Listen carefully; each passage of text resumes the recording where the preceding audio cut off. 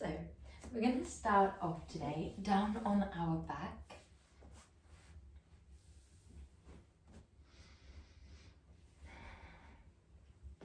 We come into a nice supine position.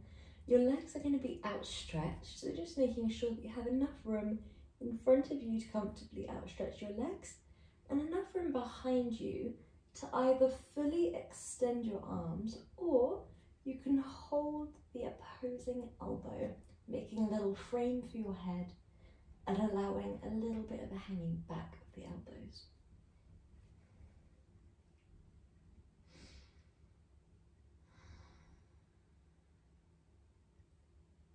Allow a softening down of the muscles of your face.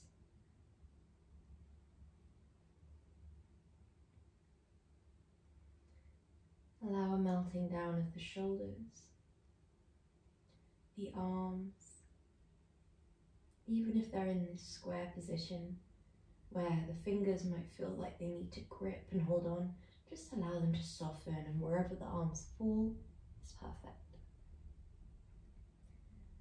Allow a softening down of the muscles within the back, the glutes, the backs of the legs, all the way down to the feet.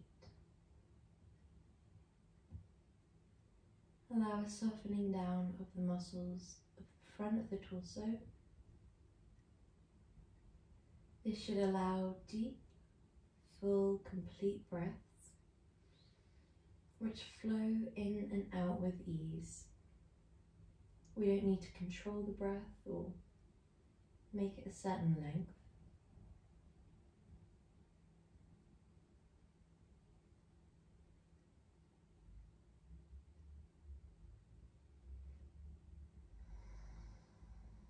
Relaxing down through the pelvis and through the thighs,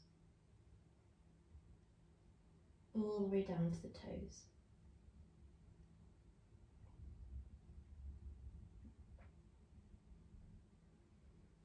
Inhale deeply, and when you're ready, as slowly as you can, your left leg comes up towards you.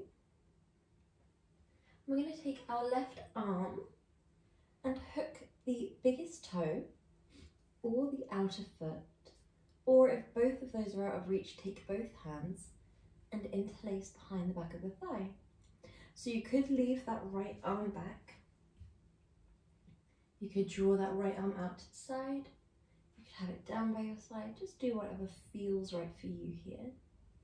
Allow this left hand that is up to be engaged, but not too engaged. So it's holding that leg in place.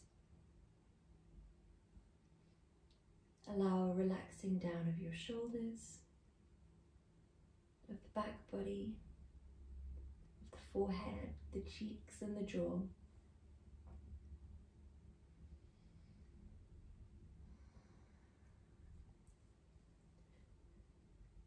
Within Yin, we allow a relaxation of the physical body in order to relax down the mind,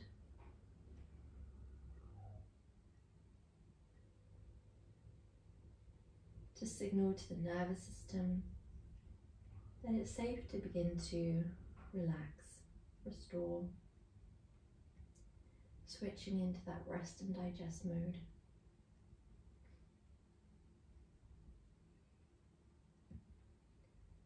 This rest and digest mode is just where the body and the mind both feel safe enough to switch out of fight or flight mode, where we might be a bit more tense, a bit more alert,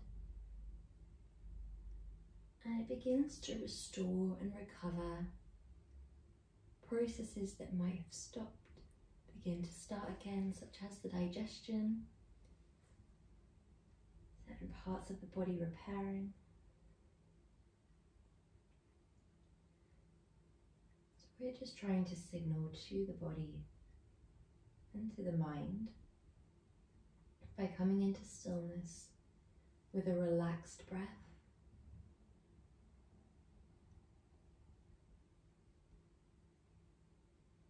that we can begin to unwind.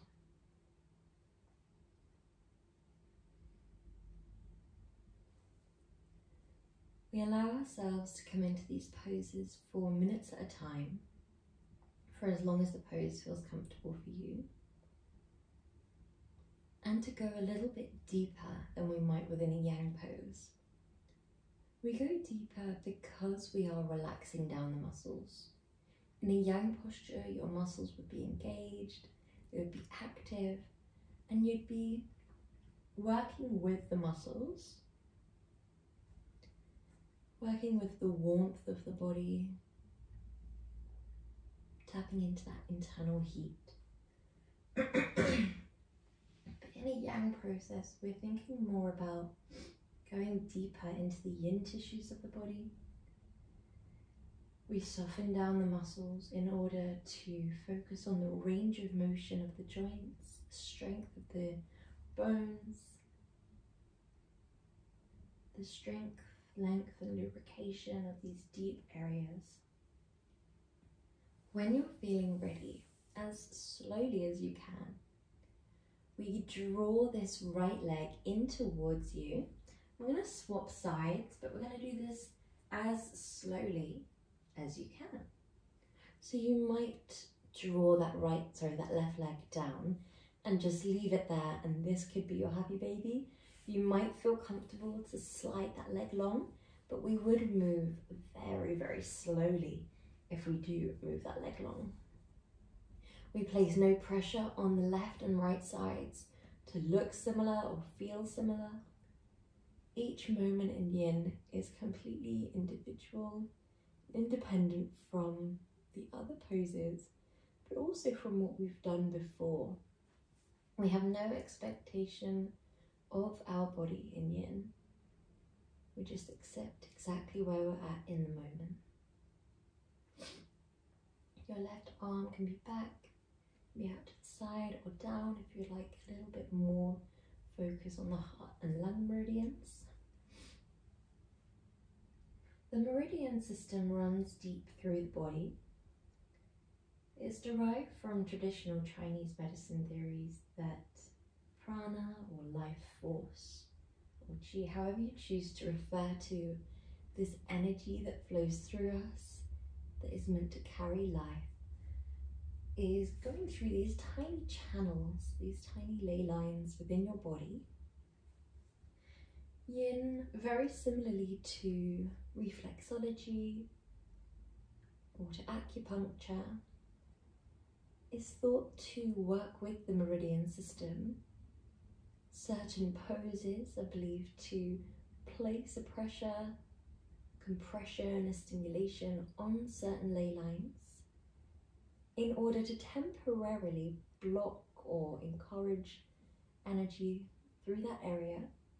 And when we come into our counter pose, which we're coming into next, it's thought to allow this surge of energy through that area. So where there may have previously been stagnancy or blockages through tension within the physical body or the emotional body or the energy body, there's now this clear path for energy to flow through. This concept is just one of the many reasons that we practice Yin Yoga. So if that doesn't resonate, feel free to just leave that behind. Yin Yoga has amazing benefits for the physical body because these deep tissues are constantly protected by the stretch response in day-to-day life, which is where the muscles contract and switch on. That constant contraction can leave these deep areas of the body to be underused. So we're allowing this protection of these areas against degeneration by moving them in a way that they like to be moved. Allowing these long, heavy holds, disengaging the muscles to really go deep into the body. And often within yin, not always, but often, we'll find that a pose that starts feeling really intense the more we surrender down, relaxing the muscles, the more time we spend there, the more the pose shifts from really intense into a very enjoyable, subtle, soft pose. When you're ready, we're going to come into that counter pose, and I often use my arms just to guide that leg long. Move as slowly as you can here. Slower than you think you should. Well done. And once you've sent that leg nice and long, we're just going to rest here. You can do whatever you like with your arms. And then we soften down the muscles just as we have done in the pose itself. This softening down allows a more easy flow of energy through the area that we've just been targeting. Allow all of your awareness to travel towards the hips and the knees, wherever you felt it most in the pose itself, and just observe sensations of flow, movement, whatever that means to you in that area. The eyes can close down if that feels right for you. They can be open and heavy. Either way, we still the pupils so they're not moving around. We relax the forehead, the eyelids and the cheeks.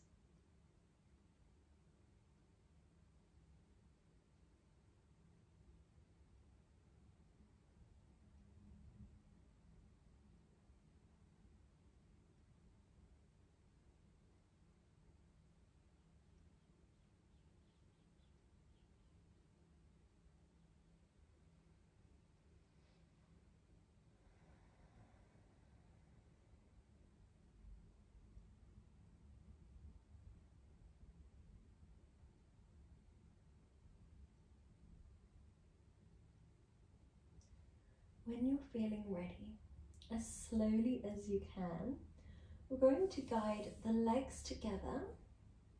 We're going to roll onto one side and make our way up into a comfortable seated position. So we're coming into our sleeping deer here. If you do have a tension in the hips from that previous movement, then you might want to stay upright rather than come all the way forwards, because it can create a little bit of a tug or a pull in that hip of the furthest leg. So our leg position is a right angle and then a bent leg where the knee is touching the sole of the foot. If you've practiced this before and you'd like to intensify, then we push that back leg back even further so that we have sort of two right angles. Option one, which is the more challenging option, would be to place the hands down like so. Option two would be to frame that leg instead. So no matter where the arms are, here or here, we have the option to be upright, or we have the option to lay the forearms down. If you want to intensify further, everything melts down. So find what feels right for you. You'll feel this initial twisting of the torso, which is supposed to stimulate through the gallbladder meridian. You'll feel an intensity through the inner groin and the outer leg, which will be stomach and spleen meridian and liver and kidney meridians. So there's quite a lot going on here. And if you can feel it through the lower central back, it will be through the urinary bladder meridians as well. So for this reason, it's quite intense. There's a lot being targeted, a lot being stimulated, but the more we relax down, often the more we can begin to find that stillness. Because even though the whole lower body essentially is being stimulated, usually, your whole body is also supported. Often in poses like the previous movement, half happy baby, there are elements of the body that need to be switched on. The arms, for example, holding the leg in place. But here you can completely switch off. There is no need to do anything with the body other than melt, which in time allows us to shift into that more yin-like space.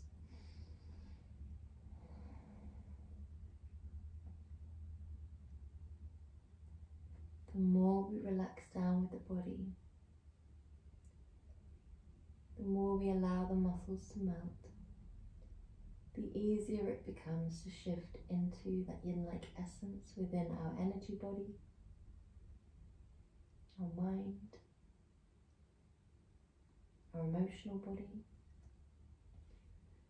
A yin-like essence often refers to stillness, slow moving when we do move.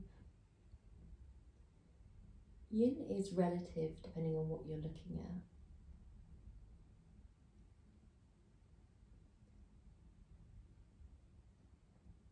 It usually refers to the hardness, depth, darkness, the moon,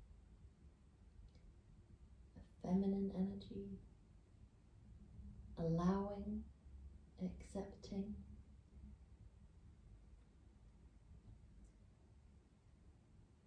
And one really helpful element of that yin-like essence that we can tap into is surrender.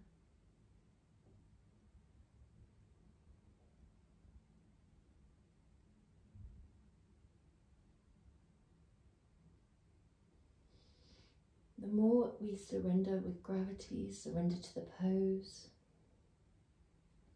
the less resistance there is from the physical body, which supposedly leads to a more enjoyable pose. That lack of resistance from the physical body, making moment to moment more enjoyable, can be quite reflective of day-to-day life within the mind. Often the less resistance, the less control we have, the more okay with what's going on around us we are.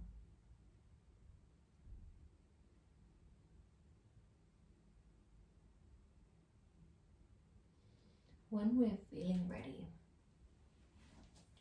we slowly make our way back upright as slowly as we can. We take our time, and then when we're feeling ready, we're going to move on to the other side. So the other leg comes into a nice right angle, the knee comes in, and if we'd like to intensify, that leg sends back. For a gentler approach, we might frame the knee and move forwards this way. For a more intense approach, we might come into that full twist, moving the arms forwards and down in this direction. No matter where we are, make sure that you feel comfortable with it before you melt down. Comfort in yin is a little bit different from comfort in other yoga practices. It doesn't have to feel easy or particularly enjoyable. It can be challenging, and we can still choose to commit to melt down into it.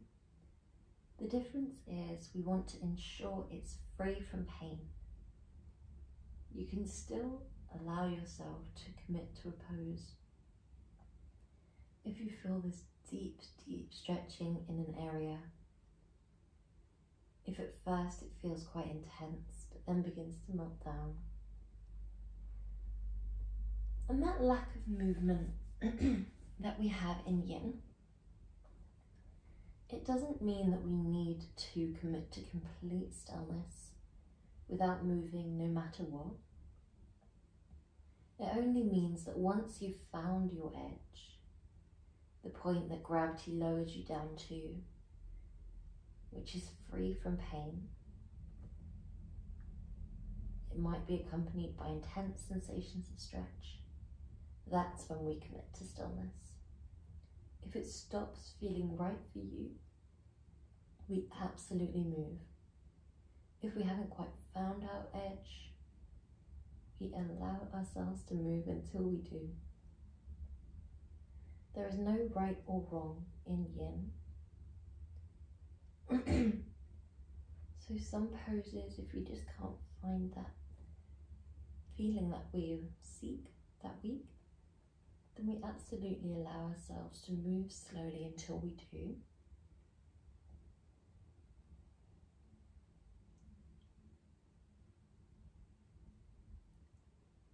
Sometimes you'll find that immediately and can immediately melt down.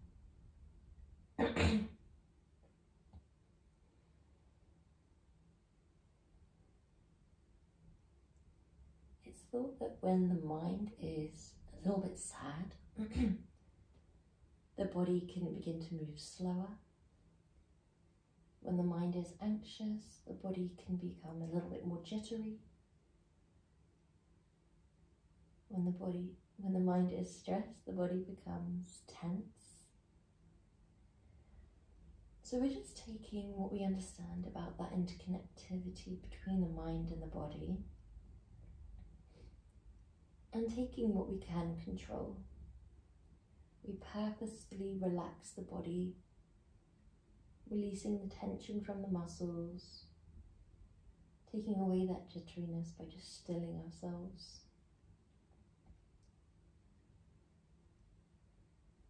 And just allowing the mind to slowly follow and become stiller and slower.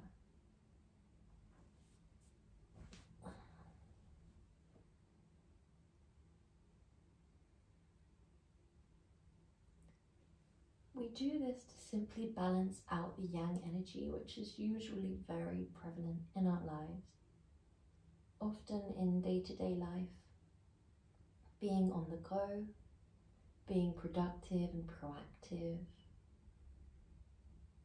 All of these things are very celebrated, and that stillness that we need in balance isn't as celebrated. So we're just allowing ourselves to do what can be very uncomfortable or unfamiliar, which is allowing ourselves to be present in silence and stillness. That discomfort of silence, that unfamiliarity, can often mean that the brain will try and hop around to fill that silence however it can. And that's completely normal. What we do in yin is simply allow ourselves to observe that present moment. The mind chattering is just as vital of observing a present moment as observing a sensation or observing the breath. Once we've observed that mind wandering in the present, we try and shift our awareness back towards a different present moment, such as the physical sensations or the breath, because it's easier to not respond. When we observe the breath, it's less distracting than when we observe thoughts, especially considering some of the thoughts that we have in yin can feel really heavy, really attached, because we're stretching out these areas of our body that hold a lot of emotion and tension. When we're feeling ready, as slowly as you can, we make our way upright into a seated position. So we're going to start off with our legs out in front.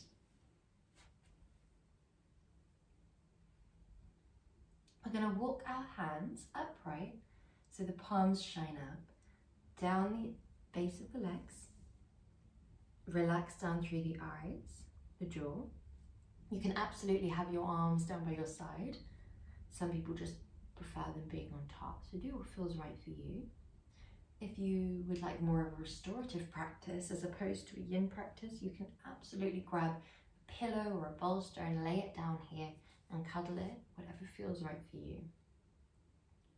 Yin and restorative have very similar elements to them. Both involve completely relaxing down all of your muscles, completely disengaging.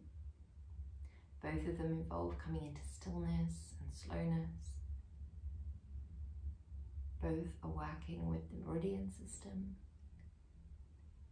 However, yin is more about simplicity, the hard ground, gravity, and the heaviness of the body all coming together to create your perfect pose in this present moment. However, restorative is a little bit less challenging moment to moment. It's less about that balance between compassion and discipline, and it's a little bit more about just relaxing and enjoying that sensation moment to moment. Either way, both are amazing for the nervous system, amazing for resting your body and allowing the mind to follow.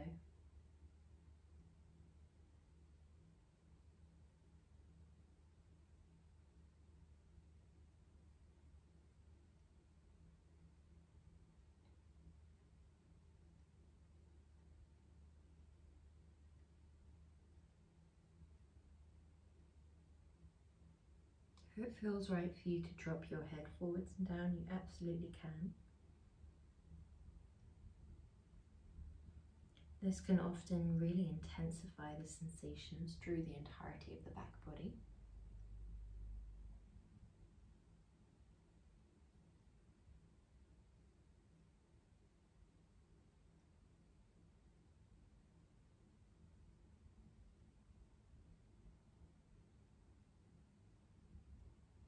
When you're feeling ready, as slowly as you can, draw your legs up towards you into a bend, and our position here can either be upright or folded forwards. If you would like to fold forwards, you can either thread your arms underneath and come forwards like so, or you can fold your arms over and fold forwards. If you prefer to be upright today and just allow this to be about the hips rather than the back as well, then we stay upright. Either way, you can grab a block to sit on if you would like, again, a little bit more of a restorative practice. You can grab a bolster and move it upright, resting your head down. Just do whatever feels right for you. Allow the softening down. If we're in the perfect upright, it doesn't have to be that perfect yang upright, where we stack vertebrae, engage the body. It's a softening down, so you can allow an upright body with a completely relaxed torso.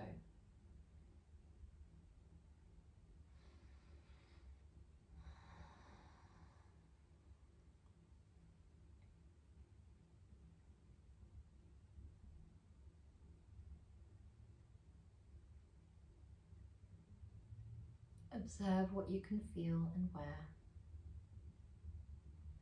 We would often want these sensations in yin to be halfway between too intense and not intense at all.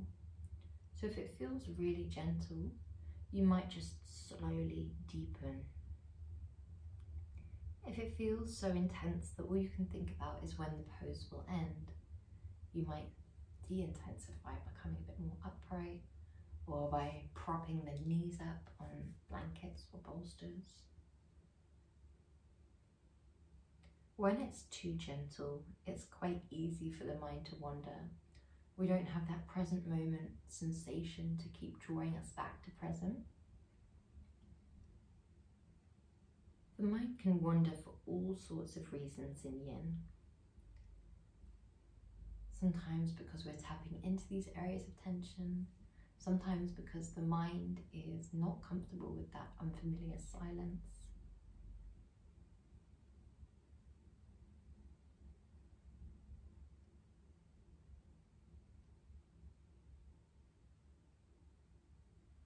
We allow ourselves, no matter why the mind is wandering, to simply observe as if we're observing a thought completely separate from us. We are the one experiencing the thought. The thought does not belong to us. It doesn't reflect anything on us.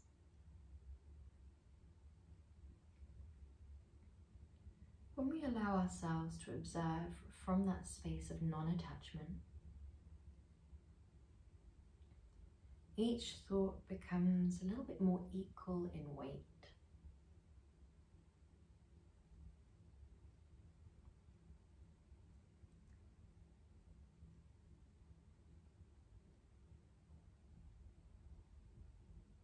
This is often referred to in Yin as stepping into the observer self.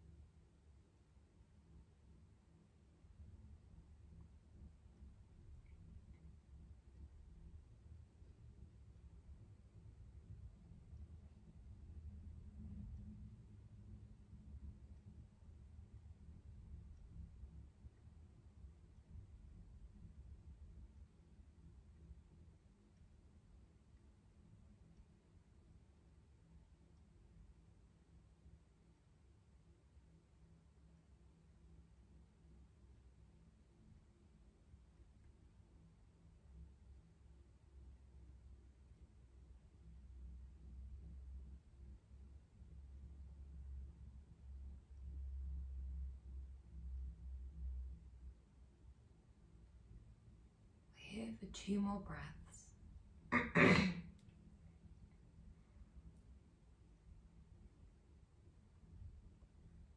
Observing the breath, observing the body. And then to exit the pose, as slowly as we can, we can use our arms just to move out of that pose. We're going to come onto our fronts. We're going to tuck the toes underneath the body and sink your hips back onto your heels. They don't have to touch, they just sort of move closer towards one another. So here we have 2 options for the knees. We can stay close or we can draw them wide. And we have 2 options for the head. You can either stack your fists and relax down, or drop it onto a block or something. Or you can draw your arms out, like so. Wherever you are, we soften all of the muscles. The intensity here will be in the feet.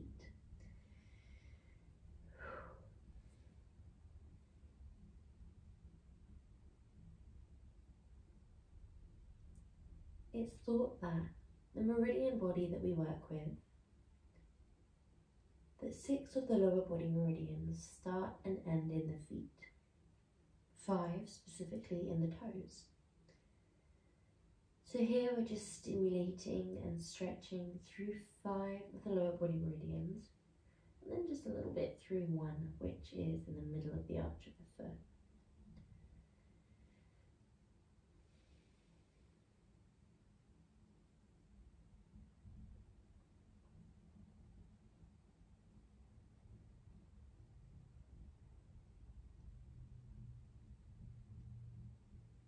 If we have our fists stacked and are resting the head down, then we're likely also stimulating one that arrives just at the top of the 2 eyes center.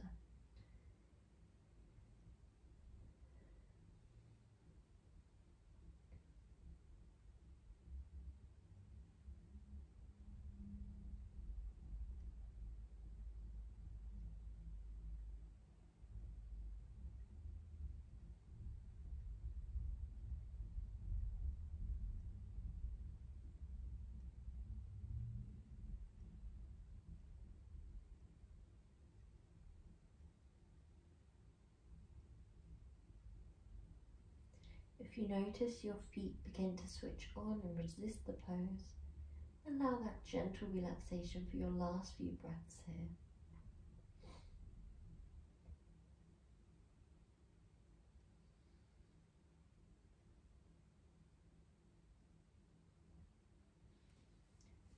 And when you're feeling ready, we're going to make our way onto our back for our Savasana. However, you can also sit upright, you can also lay down on your front, do whatever feels right for you to have a nice restful Savasana.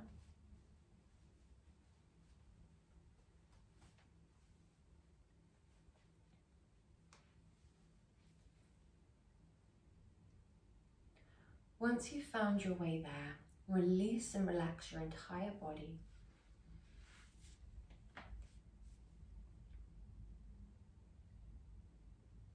Release your jaw, your forehead, soften the eyebrows. Allow a complete heaviness.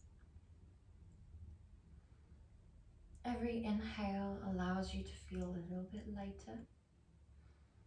Every exhale allows you to feel a little bit more melted down into the floor.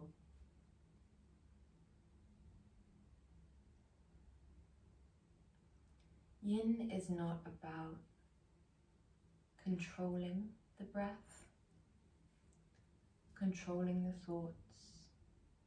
It's simply about allowing stillness in, allowing slowness in.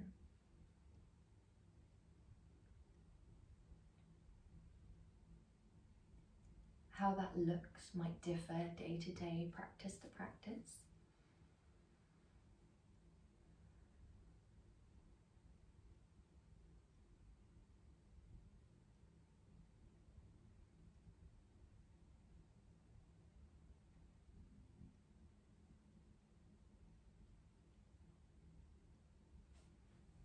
There is no perfect way to practice Yin. As long as we're allowing, releasing, accepting exactly where we're at in the present, the mind can wander off as many times as it likes. As long as once our awareness realizes that we have begun to wander off into conversation, we simply observe, allow and accept. And allow that stillness, freeing ourselves from the need to respond, the need to react or answer, giving yourself permission to exist and be, rather than have to do anything at all.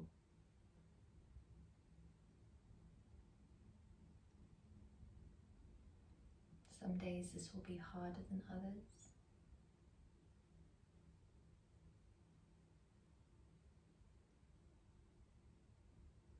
When we allow that balance to even out often a very yang lifestyle, we allow just 30-40 minutes of yin where we are still, just existing perfectly, exactly as we are. It can help us avoid things like burnout, whether that be mental or physical burnout. It can help bring a little bit of balance into emotions, bring that stillness deeper than just the physical, as we have practiced in our poses today, and brings that stillness into the emotional body too, helps them feel a little bit less turbulent, a bit less heavy. We're here for a few more breaths before we begin to make our way up. And for these last few breaths, allow yourself, whilst your body is quiet and listening, just to breathe in a little mantra. I am perfect balance. We draw in through the nose and out through the mouth.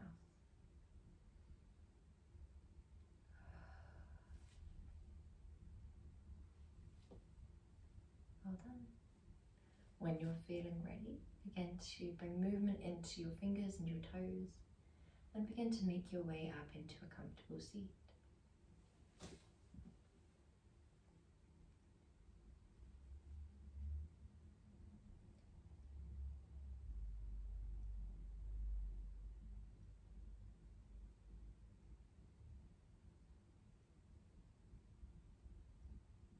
Once you've made your way up,